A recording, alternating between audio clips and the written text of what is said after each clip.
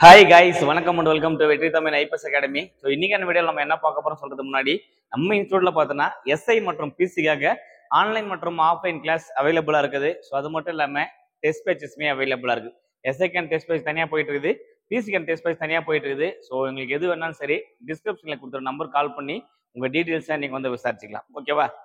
Okay, அடுத்து நம்ம என்ன பார்க்க போறோம்னா, ஸோ ஜூன் மாசம் வந்து பார்த்தோன்னா எல்லாருக்குமே தெரிஞ்சிருக்கும். நோட்டிஃபிகேஷன் எஸ்ஐக்கு நோட்டிஃபிகேஷன் சொல்லிட்டு டிஎன்யூஎஸ்ஆர்பி வெப்சைட்ல இருந்து பார்த்தோன்னா அப்டேட் கொடுத்துருக்காங்க. ஸோ அதை தொடர்ந்து பார்த்தோன்னா அந்த எஸ்ஐக்காக நம்மளோட ப்ரிப்பரேஷன் எப்படி இருக்கும் அப்படின்ற மாதிரி தான் பார்த்துட்டு இருக்கோம். ஸோ எஸ்ஐ டபுள் ஸ்டார் அப்படின்ற டெஸ்ட் பேச் கிளியர் கொஸ்டின் தான் பார்த்துட்டு இருக்கோம். ஸோ அந்த வகையில் இன்னைக்கு வந்து பார்த்தோன்னா டெஸ்ட் நம்பர் 16, அதில் கொஸ்டின் நம்பர் 31 62 வரைக்கும் வந்து பார்க்க போறோம். ஜிகே கொஸ்டினை வாங்க வீடியோக்குள்ள போகலாம். கொஸ்டின் நம்பர் 1, பஞ்சாயத்து ராஜ் சட்டம் இயற்றப்பட்ட ஆண்டு. ஸோ முதல்ல பஞ்சாயத்து ராஜ் சட்டம் 1957 தான் என்ன பண்ணாங்க, கொண்டு வராங்க. So 1957 is right answer. Okay, அடுத்த கொஸ்டின் போலாம். கொஸ்டின் நம்பர் 2, மத்திய மாநில அரசுகளுக்கு இடையேயான சட்டமன்ற உறவுகளை பற்றி குறிப்பிடும் சட்டப்பிரிவு எது அப்படின்னு கேட்குறாங்க. ஸோ மத்திய மாநிலம் அப்படின்னு சொல்லும் போது ஆப்ஷன் ஏ பிரிவுகள் 245 to 255 வரை குறிப்பிடுறது. மத்திய மாநில அரசுகளுக்கு இடையான அதிகார பகிர்வினை பற்றி குறிப்பிடும் பகுதி அப்படின்னு சொல்லும் போது பகுதி 7, அதாவது அட்டவணை 7 அப்படின்னு கொடுத்துருப்பாங்க. சரியா? எந்த அட்டவணை குறிப்பிடுனா அட்டவணை 7 அப்படின்னு போயிருப்பாங்க. சரியா? இதுதான் அது. இந்த பார்ட் தான் வந்து பார்த்தோன்னா மத்திய மாநில அரசுகள் இடையான அதிகார பகிர்வினை பற்றி குறிப்பிடும் சட்டப்பிரிவே போயிருப்பாங்க. இது மத்திய மாநில அரசு இடையான நிர்வாக உரிவுகளை பற்றி குறிப்பிடும் சட்டப்பிரிவு அப்படின்னு சொல்லும் போது ஆப்ஷன் பி பிரிவு 256 to 263 வருடம் இருப்பாங்க. நிர்வாக உறவுகளை பற்றி குறிப்பிட்டுச்சுன்னா 656 to 263 அப்படின்னு குறிப்பிட்டிருப்பாங்க. சரியா? ஒரு சட்டமன்ற உறவுகள்னா 245 to 255 வரை குறிப்பிட்டிருப்பாங்க. கொஸ்டின் நம்பர் 4, பொது பட்டியலில் இடம்பெற்றுள்ள துறைகள் எத்தனை? பொது பட்டியலில் இடம்பெற்றுள்ள துறைகள் எத்தனை அப்படின்னு கேட்குறாங்க. ஸோ இந்த கொஸ்டினுக்கான சரியான விடை ஆப்ஷன் பி 52 துறைகள் என்பது சரியான விடை. சரியா? ஸோ சில துறைகள் வந்து பார்த்தீங்கன்னா மாநில பட்டியலும் சில துறைகள் மத்திய பட்டியலும் இடம்பெற்றிருக்கும்.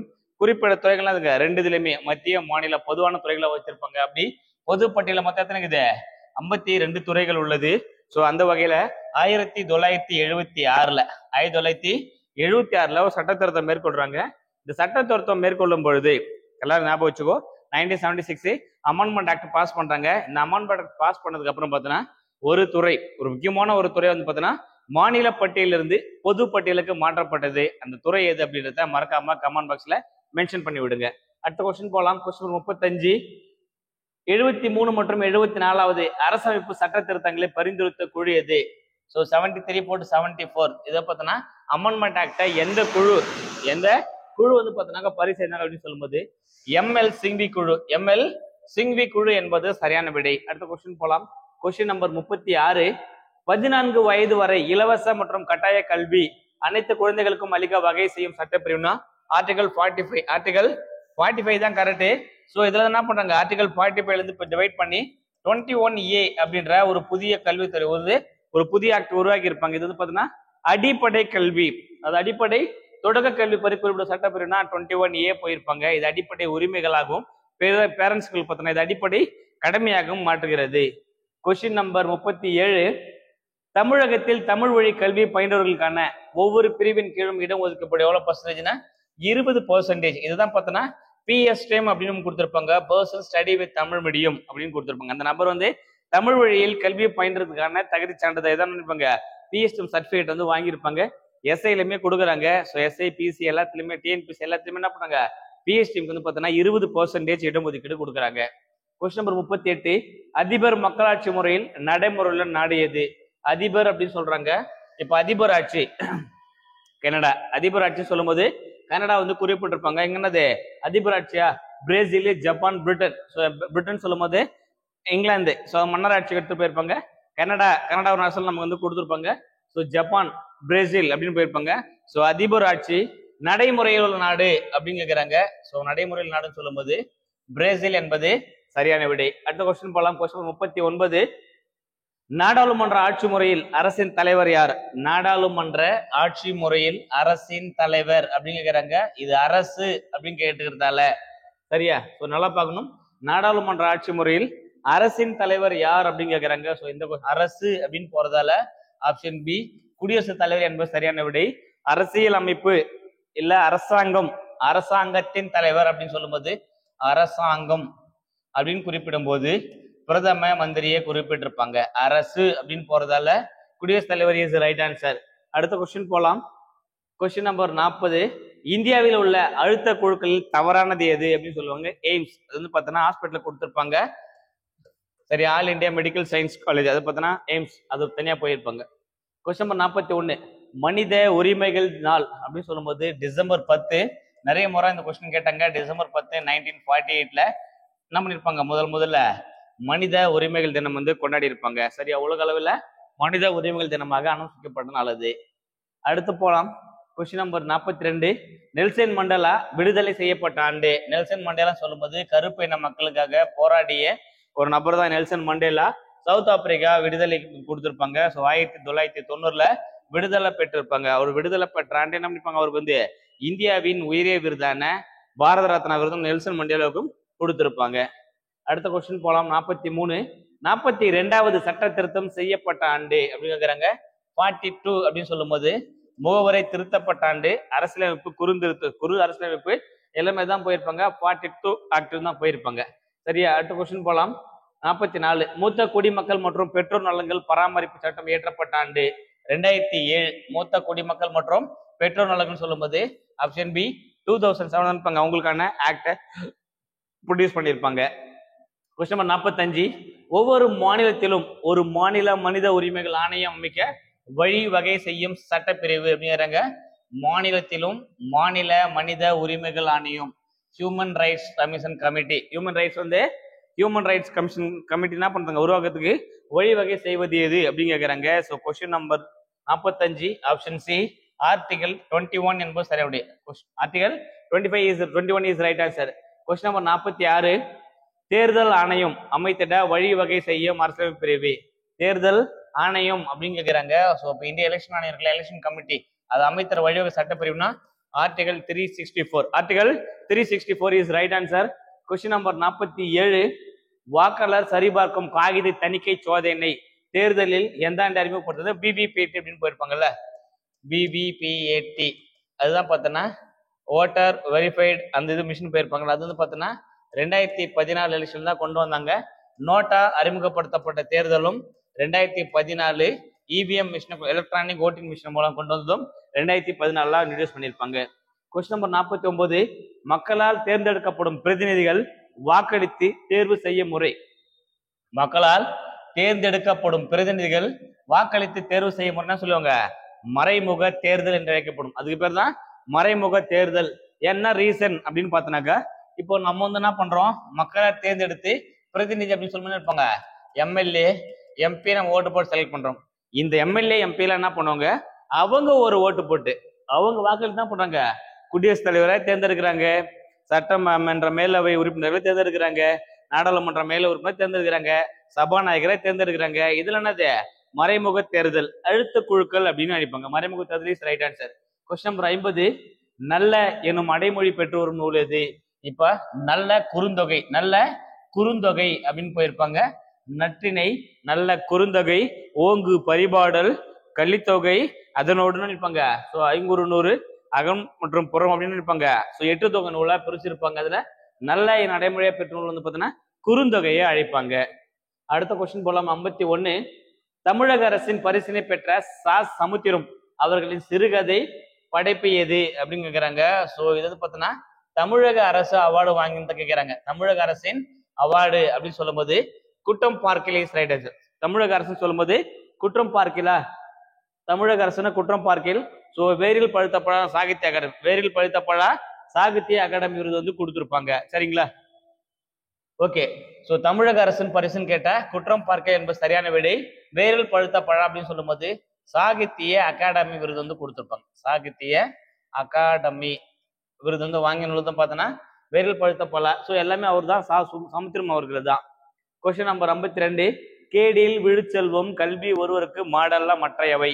இதில் பயின்று வந்துள்ள அணி அப்படின்னு கேட்கிறாங்க. இதுல செல்வம் அப்படின்னாலும் பொருள் தான் குறிக்கிறது, கல்வி அப்படின்னாலும் ஒரு பொருள் தான் குறிக்கிறது. ஸோ செல்வம் சேர்த்து வைக்கிற பணம் காசு அந்த மாதிரி. அதனால பார்த்தோன்னா இந்த செல்வம் கல்வி வெவ்வேறு வார்த்தைகளாக இருந்தாலும் கேடில் கேடில் விடுச்செல்வம் கல்வியோருக்கு மாடல்ல மற்றவை மாடல்ல மாடு அப்படின்றதும் செல்வம் தான், இங்க கல்வின்றதும் செல்வம் தான். அதனால அந்த செல்வன்ற அந்த கல்வி மாடுன்ற வார்த்தை வெவ்வேறு வார்த்தையாக இருந்தாலும் பொருள் ஒரே முறை பொருள் கொடுத்தால் இது பொருள் பின்வரும் நிலையணி பொருள் பின்வரும் நிலையணி பயின்று வந்துள்ளது. சரியா? ஆப்ஷன் டி பொருள் பின்வரும் நிலையணி சரியான விடை. இப்போ ஊமை அணி அப்படின்னா ஊமை ஒரு தொடராகவும் ஊமையம் வேறு தொடராகவும் வந்து ஊம உருபு மறைந்து வந்தால் அதை போல போன்ற நிகர அன்ன தற்ற அற்று இதெல்லாம் மறைஞ்சு வந்தாலும் சொல்லுவாங்க, அது பேரு ஊமை அணி அப்படின்னு சொல்லுவாங்க. இப்போ அணிகளில் இன்றியமையாத அணினா ஊமை அணியா குறிப்பாங்க. இப்போ உருவகணி அப்படின்னாக்கா ஊமையும் ஓமுகமும், ஸோ ஊமை மற்றும் ஊமையும் ரெண்டும் பார்த்தோன்னா ஒரே மாதிரி இருக்கும் அப்படின்னு தோணுச்சுன்னா அது உருவகணி அப்படின்னு போயிருப்பாங்க. சரியா? வஞ்சப்பூச்சி எல்லாருக்குமே தெரியும், பழிப்பது போல புகழ்வதும் புகழ்வது போல பழிப்பதும் வஞ்ச புகழ்ச்சி அணின்னு கொடுக்குறவங்க. கொஸ்டின் 53 சரியான கூற்றை தேர்ந்தெடு அப்படின்றாங்க. குறுந்தொகை 6 முதல் 9 அறிவரையாகும். அடி வரையறை அப்படின்னு சொல்லும்போது இது 6 முதல் 9 கிடையாது, இது வந்து பார்த்தோன்னா 12 வரை குறிப்பிட்டிருப்பாங்க. சரியா? அது மாதிரி தமிழர் வாழ்வில் அகப்பொருள் நிகழ்வு கவிதையாக ஒரு நூல் வந்து குறுந்தொகை, இது ரைட்டு. குறுந்தொகை நூல் முதல்ல 18 வயதுக்கு 18 இது தப்பு, ஸோ இது ரைட். அப்ப ஆப்ஷன் பி 2,4 இஸ் ரைட். 2,4 என்பது சரியான விடை. சரியா? ஏன்னா இங்க 1 தப்புன்னு சொன்ன போது என்ன ஆயிடுச்சு, 1ன்ற ஆப்ஷன் வரக்கூடாது, இங்கே 1குது இங்கே 1குது இங்கே 1குது, நான் முடிஞ்ச answer. Option B 2,4 is right answer. சிம்பிளா ஆன்சரை முடிச்சுட்டு போயிட்டே இருக்கலாம். அடுத்த கொஸ்டின் பாருங்க. கொஸ்டின் 54 காய்முன் நேர் காய்முன் நேர் கனிமுன் நிறை கனிமுன் நேர். ஸோ காய்முன் நிறை இது என்ன நிற்பாங்க, தலை தலை 7 வகைப்படும், தலை 7 வகைப்படும், அடி 5 வகைப்படும், ஸோ சீர் 4 வகைப்படும். அந்த மாதிரி எடுத்துட்டு போயிருப்பாங்களா, ஓரசை சீர் ஈரசை சீர் மூவசை சீர் நாலசை சீர் அந்த மாதிரி போயிருப்பாங்கல்ல. ஸோ அதுக்கப்புறம் பார்த்தோன்னா நேரசை நிறையசை அந்த மாதிரி எடுத்துட்டு போயிருப்பாங்களா. அசை அசை சீர் தலை தொடை அடி அப்படின்னு இருப்பாங்க. ஸோ யாப்பில் கிடந்த வகைப்படுத்திருப்பாங்க.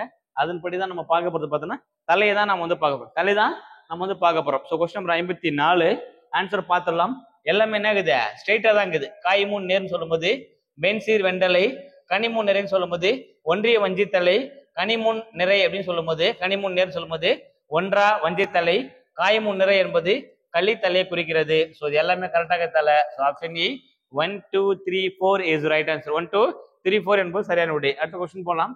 கொஸ்டின் நம்பர் 55 2ஆம் பராந்தக சோழனால் கட்டப்பட்ட மூலர் கோவில் சிற்பங்கள் எங்குள்ளது? 2ஆம் பராந்தக சோழனால் கட்டப்பட்ட மூலர் கோவில் சிற்பங்கள் அப்படின்னு போயிருப்பாங்க. இதெல்லாம் புடைப்பு சிற்பங்கள், அந்த கோவில் சிற்பங்கள் போறாங்களா அந்த மாதிரி எங்க குறிப்பிட்டோம் அப்படின்னு பார்த்தோன்னா புதுக்கோட்டை மாவட்டத்தில் காணப்படுது. இது வந்து பார்த்தோன்னா புதுக்கோட்டை மாவட்டத்தில் காணப்படுகிறது. கொஸ்டின் நம்பர் 56 தவறான கூற்றை தேர்ந்தெடு. தவறானதை தேர்ந்தெடுத்தாங்க, எது கரெக்டாக தவறானது எதுன்னு கேட்குறாங்க. ராவண காவியம் காலத்தின் விளைவு என்று கூறியவர் பார்த்தோன்னா அறிஞர் அண்ணா. இங்க பெரிய கிடையாது, இது யாரு கூறியிருப்பானா அறிஞர் அண்ணா அவர்கள் வந்து குறிப்பிட்டிருப்பாரு. இது காலத்தின் விளைவு அப்படின்னு குறிப்பிட்டிருப்பாரு. சரியா? ஸோ இது தவறானது. ராவண காவியம் 5 காண்டங்களை கொண்டது, கரெக்டு. ராவண காவியம் 3100 பாடல்களை கொண்டது, அதுவும் கரெக்டு. ராவணனை முதன்மை நாயனை கொண்டு அமைக்கப்பட்ட நூல் ராவண காவியம், இது 3மே ரைட்டு. இது சொன்னது பார்த்தனா பெரிய கிடையாது, அறிஞர் அண்ணா, அந்த கூட்டு மட்டுமே தவறானது. கொஸ்டின் நம்பர் 57 தவறான இணையை தேர்ந்தெடு. தவறான இணையை இது தப்பாகுதுன்னு கேட்குறாங்க. உழை அப்படின்னா மான் இஸ் ரைட் ஆன்சர். முருகு அப்படின்னா மலை என்பது சரியான விடை. குளம் அப்படின்னா அழகு என்பதும் சரியான விடை. துவரை என்பது பவளம் கொடுத்துறாங்க. ஸோ இதுதான் தவறான, இதுதான் தவறானதா போயிருக்காங்க. So option C is wrong one. Option C is wrong one என்பது தவறான விடை. அடுத்த கொஸ்டின் போலாம். கொஸ்டின் நம்பர் 58 சரியான இணையை தேர்ந்தெடு. சரியான இணையை தேர்ந்தெடு அப்படின்னு கேட்குறாங்க. மின்சார பூ அப்படின்னு சொல்லும் போது மேலாண்மை பொன்னுசாமி, இது வந்து பார்த்தோன்னா இவங்க நாஞ்சில் தான் குத்துறாங்க, இது தவறு. அப்பாவின் சிநேகிதர் அசோகமித்திரன், இது கரெக்டு. சூடிய பூ சூடர்கள் சொல்லும் போது நாஞ்சில் நாடன் வரணும், பொன்னுசாமி என்பது இதுவும் தப்பு. சக்தி வைத்தியம் சொல்லும் போது கு அழகிரி சாமி போயிறாங்க, இதுவும் தவறு. ஸோ அப்போ ரைட் ஆன்சர் பார்த்தோன்னா option C is right answer.